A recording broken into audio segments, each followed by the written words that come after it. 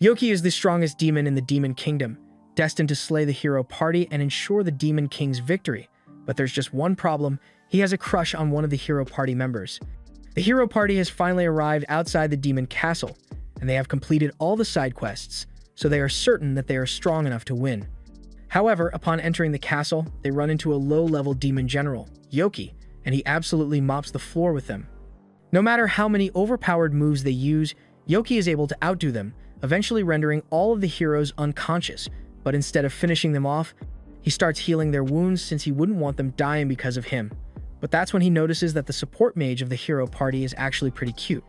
He spends a solid 10 minutes just staring at her, but then his subordinates come out and they think it's kind of weird that he has just been standing over the unconscious girl for a while. They ask him if he's going to finish off the heroes so they can get on with their day, but Yoki says he doesn't want to kill anyone. Instead, he tells his subordinates to drop the heroes off at a nearby village before they wake up, so they all start dragging the bodies away, and Yoki is disappointed that he missed his chance to shoot his shot. 1 month later, Yoki is giving a report to the Demon Lord, and apparently, the heroes have tried to break in 13 more times in the past month, and every single time, Yoki knocks them out and drops them off at a safe location. The Demon Lord praises him for dealing with the intruders so easily, but he asks why Yoki doesn't kill them. Yoki makes up an excuse and says the heroes are so weak that he doesn't think it's worth killing them, but in reality, he just didn't like killing people. The Demon Lord tells him that if he doesn't want to kill them, he will have to ask his subordinates to do it instead, but Yoki knows damn well that his subordinates wouldn't stand a chance of beating those heroes, and even if they did, he wouldn't want to let that cute girl die, so he tells the Demon Lord he will take care of the heroes personally next time. The Demon Lord is pleased to hear him say that, so he dismisses Yoki, but as he is walking back to his room, he starts wondering what he should do. If he tries to spare the heroes next time, it will cause a lot of trouble, but if he lets them fight the other demons, the castle would be annihilated. Those heroes may look weak compared to him, but that's just because Yoki is unbelievably overpowered, so if they ever manage to get past him, they would definitely defeat the Demon Lord no problem. He wouldn't particularly care if the Demon Lord was defeated, but he doesn't want the priestess to get hurt, so he comes up with a plan. The next time the heroes try to invade the demon castle, Yoki once again completely dominates them, but this time, instead of knocking all of them out, he lets them get back to their feet and offers them a choice. He says that by now, it should be clear to them that they stand no chance of getting past him, but he is willing to make an exception today. He says he will allow them to pass, but only on the condition that they leave the priestess here with him. Yuga immediately refuses since he would never leave a comrade behind, but the mage comes up to him and says he should probably take the deal since this might be their only chance to defeat the Demon Lord. Besides, Yoki has had tons of opportunities to kill them over the last month, yet every time, he just drops them off safe and sound, so Cecilia will probably be fine. Still, Yuga doesn't think it's right to leave his comrade in the hands of the enemy, but Cecilia tells him to go ahead without her because she will be fine on her own. Since Cecilia is insisting, the others all agree to Yoki's deal and move ahead, leaving Cecilia and Yoki alone in the room. Now that the others are gone, Cecilia faces Yoki and asks him what he plans to do to her, but to her utter shock, he says he fell in love with her at first sight and asks her to be his girlfriend. Of all the things Cecilia thought would happen, she didn't expect to receive a confession from a demon general, and she doesn't know how she's supposed to react to that, so she just politely turns him down. Yoki is heartbroken and curls up into a ball on the floor to await death because nothing matters to him anymore. Cecilia feels kind of bad, so she asks Yoki if he's alright, but then she realizes that this might all be a trick to get her to lower her guard, so she raises her scepter and points it at Yoki, but surprisingly, he doesn't react at all and just sits there. She asks him why he's not fighting back, so Yoki responds and tells her there's no point. The only thing that mattered to him was confessing his feelings to her, and since she rejected him, he is ready to die knowing he tried his best. Cecilia still thinks he's trying to trick her, but Yoki tells her he really is tired of living like this. As a demon general, he is forced to guard this room constantly, and the only time he's allowed to go outside is to attack human villages, and he doesn't want to do that sort of thing. He may be a demon now, but that's just because he was reincarnated into this world, so inside, he is still a human at heart. If that's the case, then Cecilia asks why he chooses to serve the Demon Lord, because she's sure that with his power he could take him out if he wanted to. Yoki says he considered it, but then he realized that if he killed the Demon Lord, then he would automatically become the new Demon Lord, and that would be much worse for him. So he chose to just live his life as a low-level guard to avoid as much damage as possible. His life was all around gloomy and unbearable, but that all changed when he saw Cecilia's face.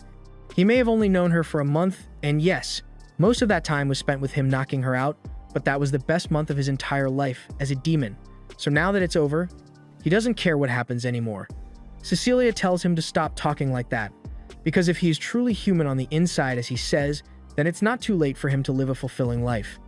A few days later, after the hero party successfully defeated the demon lord, they return to the capital where the king thanks them for their valiant efforts. He declares that the next 3 days shall be dedicated to celebrating the achievements of the hero party, but at the same time, outside the city, Yoki has just arrived and is preparing to start his life as a human. Cecilia gave him directions on how to get here, so now all he needs to do is blend in as a human and he will be able to spend time with her. But first, he needs to get rid of his horn, and it's definitely going to hurt. While the parade for the heroes is going on, Yoki makes his way into the Adventurers Guild and asks to register. The guy at the counter is annoyed by Yoki, but not because he doesn't like him. It's because he's lazy and wanted to get through the day without having it do any work. Since Yoki wants to register, he pulls out a registration form and hands it to him to be filled out.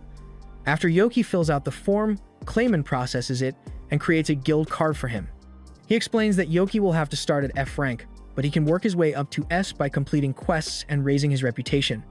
Once Yoki confirms that he understands the rules, Clayman is about to hand over his guild card. But before he does, he tells Yoki that reissuing these cards is a massive pain in the butt, so he had better not lose it. Specifically, within the next 3 days, because Clayman is the only one on shift until the Hero Festival ends, and he doesn't want to have to deal with all the administrative hassle. Yoki promises to be careful, so he takes his card and heads out to complete a few missions, and by the end of the day, he has earned quite a bit of money.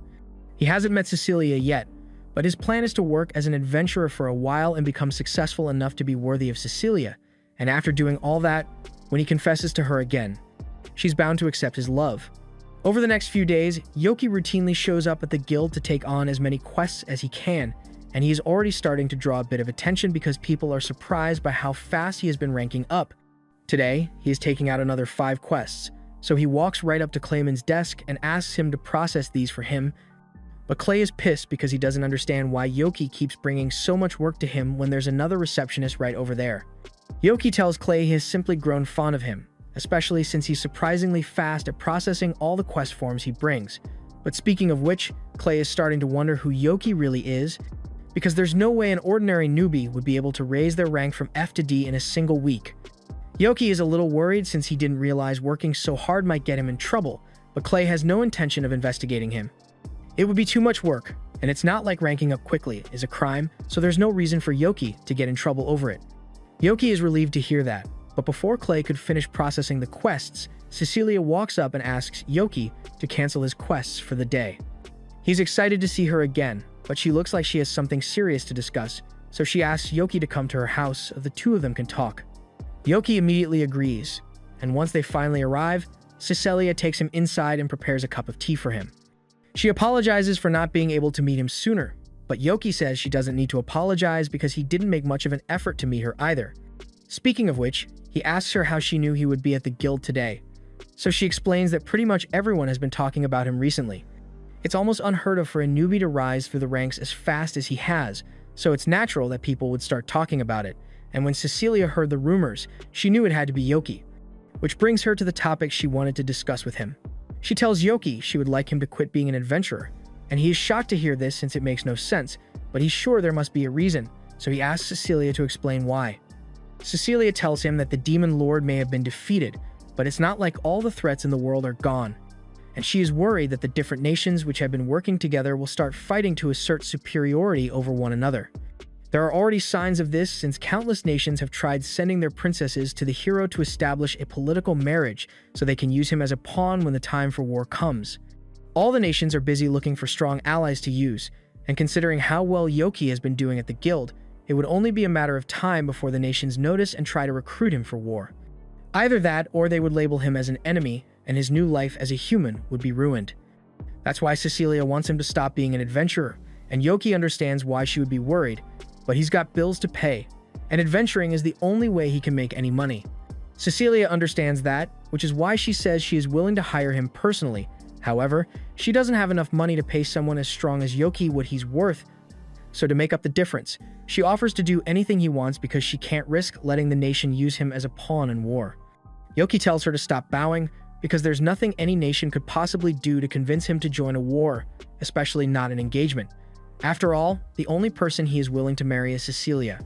Cecilia is relieved to hear that Yoki isn't going to be swayed, and if he is so certain that he won't fall for any trick, then she tells him he is free to continue adventuring if he wants, though he should still try to keep a low profile. Just then, there's a knock at the door, and it turns out to be Cecilia's mother, and she's here because she's interested in meeting the friend that her daughter brought home. She asks Yoki if Cecilia has told him about her love life yet, and as soon as she mentions it, Cecilia becomes embarrassed, but her mother keeps going anyway. Cecilia has gotten a lot of proposals recently, all of which she turned down, so her mother asks Yoki if he would like to marry Cecilia. Yoki definitely wants to marry Cecilia, but he says he can't do it right now because he doesn't think he is good enough yet, so once he has gotten a stable life, he will confess to her again and she can decide whether she wants to marry him or not. Cecilia's mother likes Yoki's answer, because if he had said yes, she still wouldn't have let him marry her, but his response showed maturity, so she tells him he is welcome in this house anytime. This was the end of episode 1. Subscribe to not miss the next part.